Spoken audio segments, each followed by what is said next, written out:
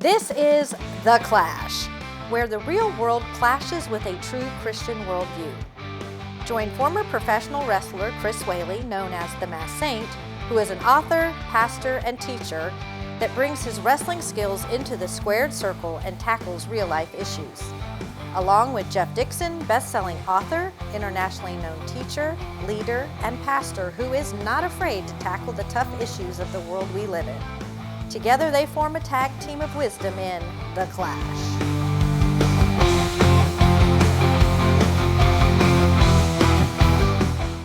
Hi, and welcome once again to The Clash, where we take a Christian worldview and allow it to clash into the culture around us. And hopefully when we're done, you'll discover something that's entertaining, enlightening, make you more enthusiastic about living life, and hopefully provide some good entertainment as well as a little bit of gospel truth that will help you in your journey. Now, I'm Jeff Dixon, and they just let me sit in this chair and warm the chair up. The real star of this show is sitting next to me, hiding under the cowboy hat. All right. And that would be none other than the saying himself, Chris Whaley. Hey, Chris. Hey, Jeff. Boy, it's going to be a great day. A few years ago, I had the opportunity to be in Georgia, and I never met this guy, and he asked me to come and be at his event.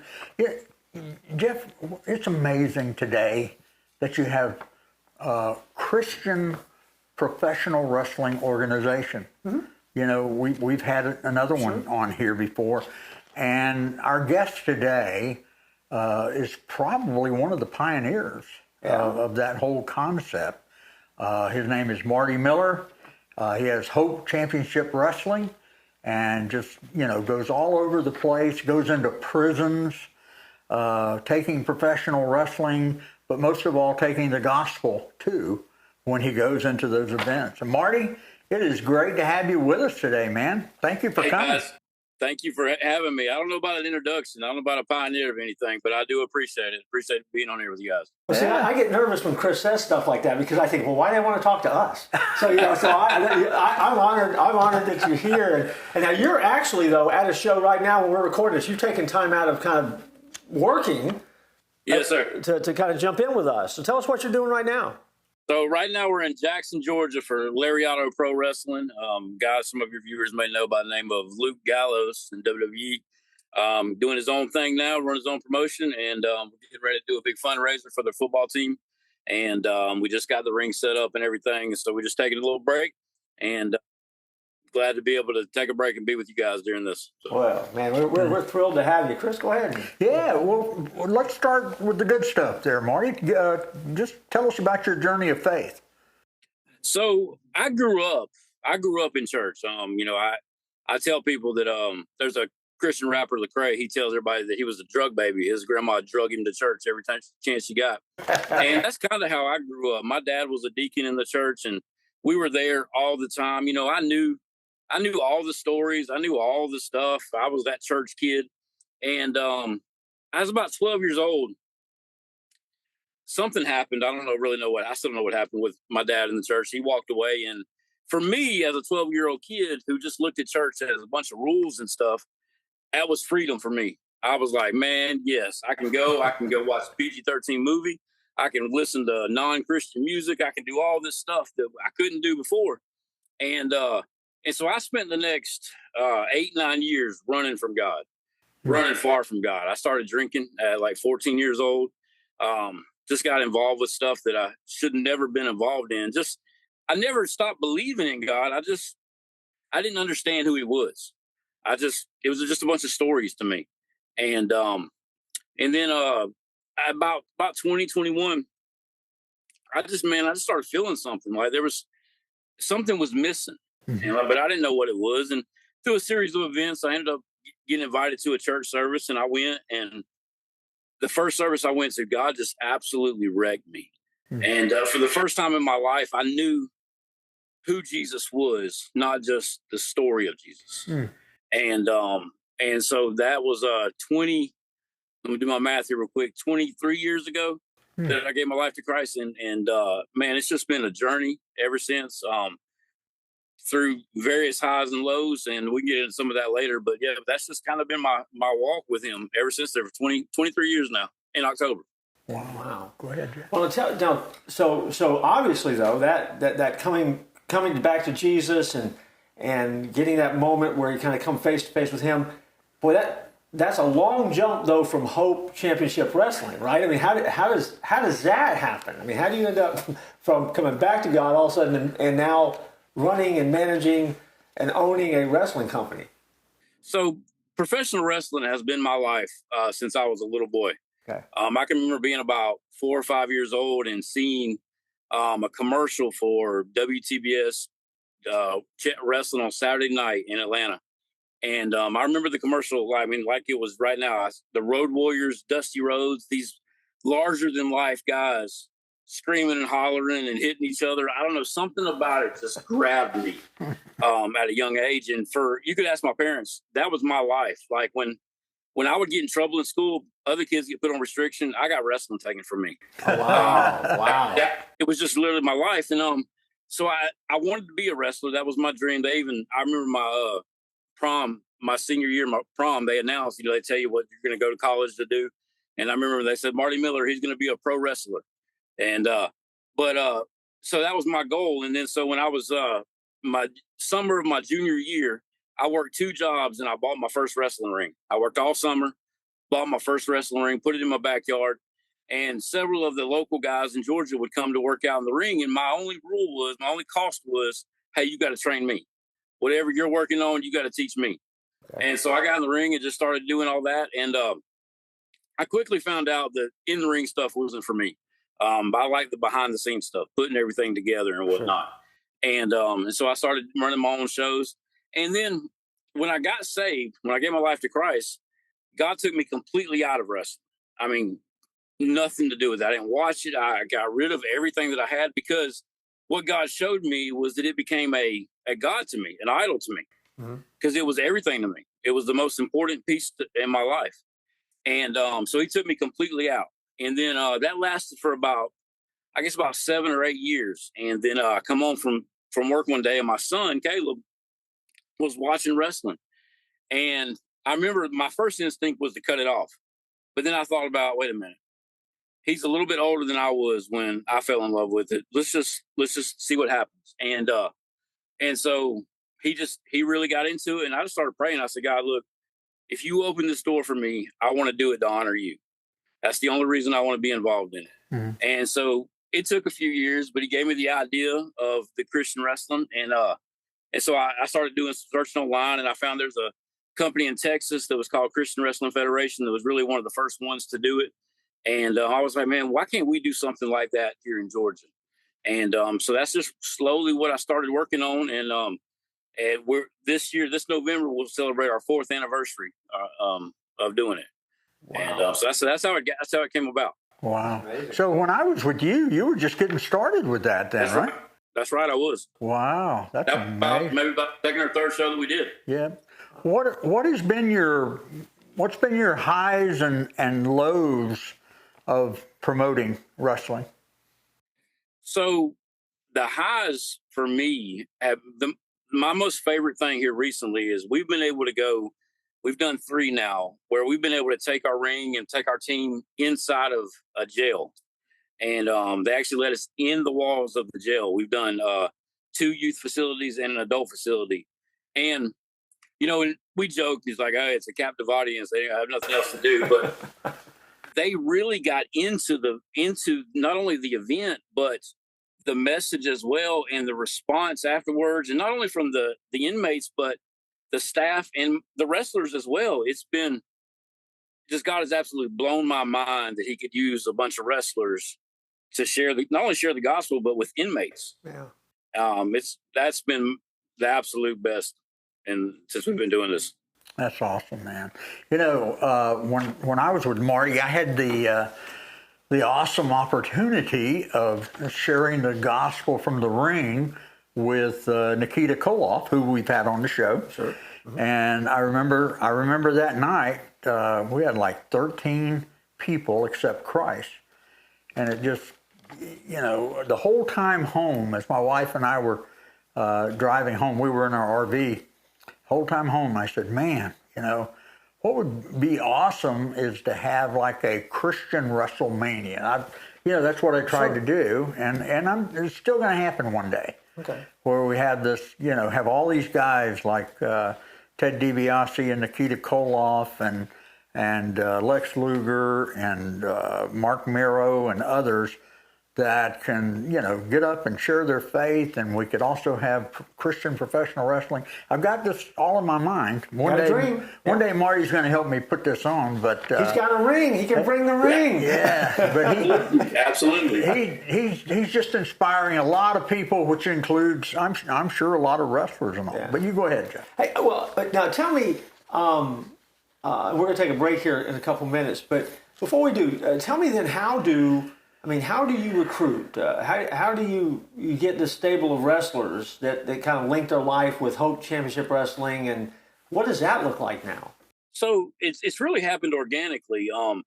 Here's what I figured out. When we started this, my first goal was to create like a chaplaincy type of existence in wrestling, like a Fellowship of Christian Athletes type thing, because that doesn't exist in professional wrestling. Baseball teams, football teams, they have a chaplain. Professional wrestling doesn't have anything like that. And so that was my first goal, and I still want to do that. But what I found, just going to shows like tonight, there are a lot of wrestlers that are Christians. They just have never had an avenue to grow their faith and to share their faith. A lot of them can't go to church because they're on the road all the time or whatever it may be. And, and some of them, you being a pastor, that some people just kind of feel ostracized because of their career. Sure. And maybe what people picture as professional wrestling. And so I've just all I really did was let God bring the guys to us. And he's built, there's been over the years, we've had to move some guys, hey, this was not really working out or whatever. And so it's been a building process of finding the right ones. And we've got a really good team now. And, we're always looking for more, but they've just kind of reached out to me, and I believe it's just God saying, hey, I got this. You just do what I tell you to do. I'm going to send you the people that you need. Wow. And so when you're putting together a show, and I mean, you've done them here before, so when you do that, you basically just throw out the date and kind of, do you cherry pick who you want there, or you just kind of say, who's available, guys? We got this show, we got something on the calendar. How's that? I screen all of our guys, okay. Because I've been to what is called a Christian show before that was anything but. And so I believe that if you're going to do something for God, you do it at the best of your ability. Sure. And so I screen everybody that wants to work for us, everybody that reaches out and say, I want to work for you guys, even the quote unquote names that are out there. I talk to them, say, listen, this is what we do. This is who we are. I don't require you to preach, but I do want you to be able to want to be involved in something like this. And so we screen everybody that we use. And usually what I do is when I start putting the show together is I'll just pray about it. Usually God will lay a few names on my heart, and we'll just kind of build it from there. Who will be a good match with each other, and just kind of build it on there. Well, I want to pick back up with that after we come back from the break, because I've got a question about that. But we need to take a break, and we'll do that right now and be back. Don't you leave. We'll see you in just a minute. Jeff, did you ever, in your wildest imagination, think that one day we would have this great TV show called The Clash, and you could actually buy T-shirts and stuff that had The Clash on it? Did you ever think that possible? Yeah, when I was 3 years old, I had a vision. You did? That was going to happen one day. No, I'm just kidding. I never thought about that. So. Hey, it's just awesome, man. I mean, of course, the tagline, "Don't tap out." Yeah. On the hat. Look at that. Yeah. And then on the back of the hat, it's got The Clash. And I don't know, what you got? Well, I've been sitting around thinking about, how could you think about The Clash 24 hours a day and at the same time hydrate? Oh, wow. This cup right there, look at there. How awesome is that? That's a mini tumbler right there. Wow. But you could get a coffee cup. You know what? I need to get one of those to pour the coffee into it so it keeps You also could get a mug though. If you're a mug guy, you can get a mug. Yeah. You get a big taller tumbler that you can walk around. And so when you're walking around drinking stuff with our logo on it, people say, "What is the Clash?" And they can tell you all about the TV show. So you need to look at that little QR code down at the bottom of your screen, and you just get your camera, your phone out, you put it on camera, and you look at that, and a little thing will come up, and you touch that, takes you right to the store. It's so easy, even I can do it. There you go. Jeff, we got some dead air time. What are you doing? Chris, I'm looking at the Church at 434 app. It's an incredible app. It's absolutely free. And you can watch us, you can watch video, you can get resources for your walk and your journey of faith, and it's absolutely free. Just go to the Church at 434 and your app store, Google Play, and just download it and join us online all the time. Hey, we're glad you didn't go anywhere, because if you would have left, you'd have missed us talking with Marty. And Marty is sharing what Hope Wrestling is all about and sharing his story. We've talked about his journey of faith so far. And Chris, you want to follow up a little bit what we were just talking about? Something that Marty was talking about there at the end for our first break. I follow Marty on Facebook, and there is a Facebook message feed for Hope Championship Wrestling, and you guys really have a great, I'd say, a great network of ministry and also holding each other accountable. I don't know how your whole purpose on doing that feed, but I love reading it. You guys just put some great stuff on there. I put a few things on there, but I love reading your stuff. So we call that the Fellowship of Christian Wrestlers. Just took it right off the Fellowship of Christian Athletes, and again, it goes back to what we were saying earlier. There's a lot of wrestlers that are believers, and they just don't really have a place to really grow their faith. And so we wanted to say, hey, look, you're not alone. There's a group of us, and I got a Facebook group that's got almost 500 people in it. And I think the message thread that gets used more than the group does has almost 100 guys in it, and it's mostly guys. And we just say, look, we know what you're going through. We know the world you live in. We've been there. Let us try to lead you in Christ in that world. We don't take you out of that world. We don't lead you in that world. And so yeah, I want it to be more than it is, but it's getting there. It's kind of growing a little bit. Gunner, Chad Lau, used to be Jackson Riker in WWE. He posts a lot in there, and he helps us with that a lot. So it's really taking off here lately. Yeah, I mean that. The way you're doing it, though, I respect, and I think there's great value in that, because you're not short-circuiting the process. You're not gimmicking your way into getting a following. You're letting God kind of lead that. And, I know it's a novel approach for a lot of people, to trust the Holy Spirit to make it work, right? But He is. And so I'm excited about that. I want to ask you about this. This is you sent this to me.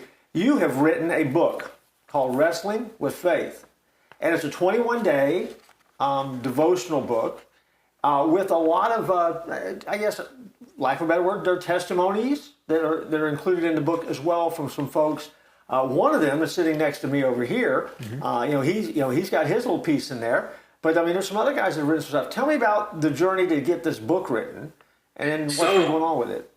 So anybody that's known me for a long period of time knows that for me to write a book is an amazing feat in itself.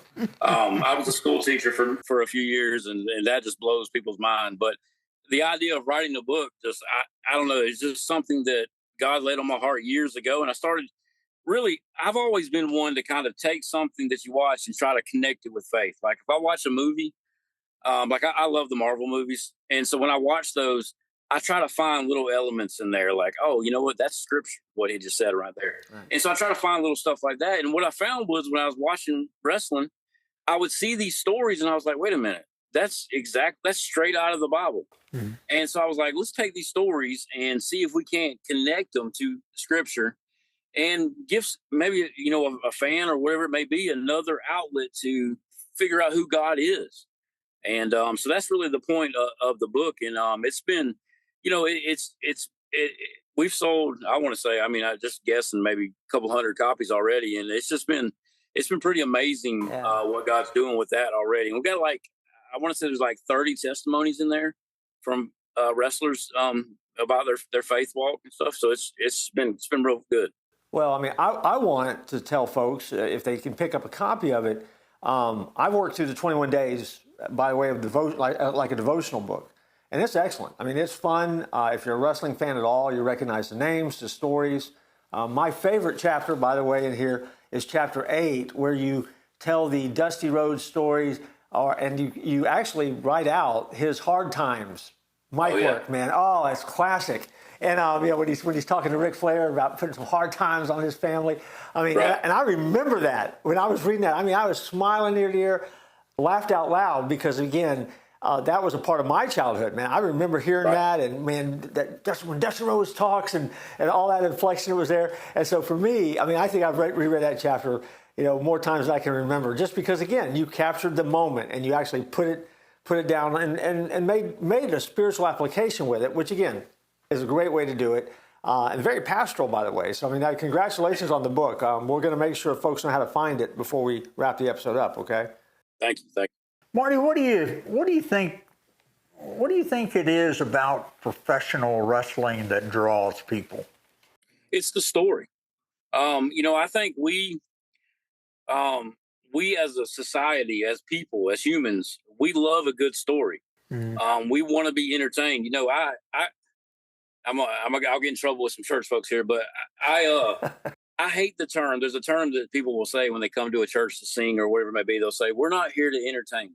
Mm-hmm. And listen, while I believe that should not be the point of what they're doing, if we don't entertain people, they're not going to watch us. They're not going to pay attention to us. Mm-hmm. Because we as humans want to be entertained. We want to see a story. We want to feel a story. And professional wrestling, I tell people all the time, because people are like, "Oh, that stuff's fake," and whatever. I'm like, listen, if you just watch it like a movie and get involved with the characters and see what this guy's doing and that guy's doing and how they interact with each other, you'll fall into it just like you would a Marvel movie or Yellowstone or whatever it is that you like to watch on television. Yeah. And I think that's what draws people, that bigger than life. Like for me, if you read the book, what really grabbed me was the Road Warriors. They were my favorite team growing up. But seeing these two massive giants of men, muscled up, painted face, shoulder pads with spikes on them, I was like, oh my gosh, I don't know what this is, but I want to be in it. I want to watch it. I want to be involved with it. And I think wrestling grabs people like that. Yeah, I agree. I had the opportunity of being at an autograph picture thing with Animal just a couple of months before he died, and it was just some of the most awesome time, just spending time with him there and talking. Right. And all, and it was such a shock whenever I found out that he'd passed away. And there's a lot of guys today that I think can continue to make a great impact on people who are in professional wrestling. And you've had quite a few guys there. I mean, I mentioned Nikita Koloff. Tell us about some other guys that you've had there. So we've had Nikita several times. Nikita's always been a mentor of mine, so he's always been there to help us out. But we've had Lex Luger, Gunner, Chad Lau, Jackson Riker, Lodi from WCW. We've got Buff Bagwell, who is given his life to Christ in recent years. He's going to be sharing his testimony at our next event in June, and there's several guys that have been out there, and some others we've talked to about wanting to be more involved with it and stuff. And like I said earlier, they just never had an opportunity to share their faith like this. Mm-hmm. It's just never been a thing. All right. Well, Marty, if folks, let's go back to the book for a minute. How do people get a copy of this book? It's on Amazon. That's probably the easiest way. But if you want an autographed copy, you can go to our website, which is HopeWrestlingMinistries.org, and you can contact me through there, and I can do an autographed copy through there. But Amazon's probably the easiest. Okay. They probably take it in a couple of days. Yeah, they do. Mm-hmm. Yeah. Now, also that website you just gave, that's also how we can keep up with what you're doing, where Hope Wrestling is, and yes, sir. how to find the next show that you're doing, and we put it all on there, and of course we're on there all the social media. You can just look up Hope Wrestling Georgia, and it'll come up. Okay. And we're all over the place. Now, we also have, though, folks that watch us that, what if they wanted to contact you too and put together a show where they say, hey, look, we're having an event. I mean, you're doing an event tonight, a fundraiser. How do they do that? What's involved in that for, like, John Q. person that doesn't know anything about it? Yeah. What's the steps they need to go through? So the easiest way is just to go to that website, hopewrestlingministries.org, or you can email me, hopewrestlingministries@gmail.com, and we'll put it together and show you how easy it is. A lot of people think that it's a big production. It's really hard to do. It's really not. It's really quite simple. And it's a good fundraiser tonight. There's going to be 300 to 400 people in this building tonight for this football team, which is a huge fundraiser for them. And people love it. People love wrestling. They're going to come to it. Yeah. And then we just take wrestling and say, hey, we're going to add just a little bit to it and share the gospel in there. And so that, like I said, the website there, the Hope Wrestling Ministries @gmail.com, goes straight to me, straight to my phone. I'll pick it up and we'll connect. Yeah. I mean, I can attest that because when you came here, I mean, again, I think all that we did is provide you some strong backs that could help if needed, and you really didn't even need that. I mean, we just kind of stood around and watched this thing all come together, and so it was very much a open the doors and give you guys some room to do what you do. And so again, but a great experience, a lot of fun, and a great excitement. I mean, we had a blast. We've been down there. Well, and here now we've made some improvements because last time you were here, we had these low-hanging chandeliers that were always in the way if somebody was coming off the roof. We got rid of the chandeliers. So we did that. We raised the roof just in case wrestling comes back to town. So we're okay. Yeah, I remember that event because we were going to do it outside, and it looked like it was going to rain. Brought it inside. Yeah. So they had the ring like halfway set up, so they had to take the ring down and then move it inside, right? Yeah. Right. Yeah.